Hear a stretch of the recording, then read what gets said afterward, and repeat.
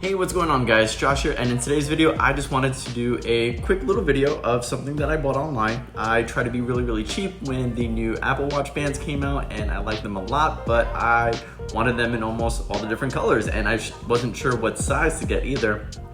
So being as cheap as I am, I went on eBay and I found a couple of different ones that I liked, and they were much cheaper options, so I picked up a few different kinds.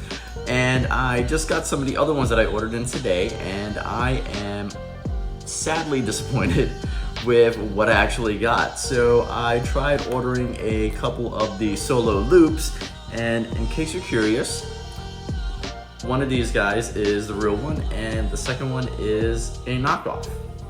I'm not sure if you can tell which one or not just by looking at it, but they are made of an identical material. I can't tell the difference just by feeling them or anything like that, but there is a small size difference.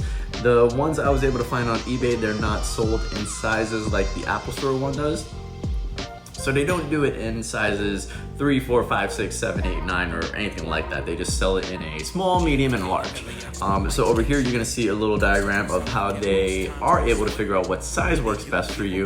But if you're trying to tell just from looking at that grid, or you haven't even gotten anything at all yet, then it's a little bit hard to distinguish which one is gonna fit you. So as far as my watch bands went, I ended up picking up a 5, and that one was super tight, so I moved it up to a 6, and that one is nice and snug for me. I can comfortably wear that thing all day, and I'm happy with it. So when I tried ordering the knockoff ones on eBay, there was small, medium, and large again. So I was figuring out in between a small and a medium. So I picked up the small and the medium, and these are the two. So that is the size difference between the small and the medium. It's about almost an inch as far as the length goes, but if you are picking up the small one, it is just a hair smaller than the size 5. So this one's a 5, and then this one's a small band. Again, just looking at them, it's really hard to tell. They even have the same indentation on the inside and everything. But as far as size goes, it's about the same thing. They're both just as elastic. So if you are looking to pick these up, I would say that the small size bands are more like a 5. And then I want to say that they're probably going up about 2 numbers for every size difference. So a small would be a 5, a medium's about a 7, and then a large is probably around the 9. And then of course they do stretch out to just as much as the OEM ones that are sold by Apple. Another one to watch out for was the nylon woven bands. So I liked those the most, but of course, naturally, they were a little bit more expensive. So I was nervous about dropping $100 so that I can pick that thing up too. So I tried finding cheap ones on eBay, and again, I found some good ones that I thought were gonna work out well. They were very misleading though, because the main photo showing the OEM Apple ones, and you can see that over here too.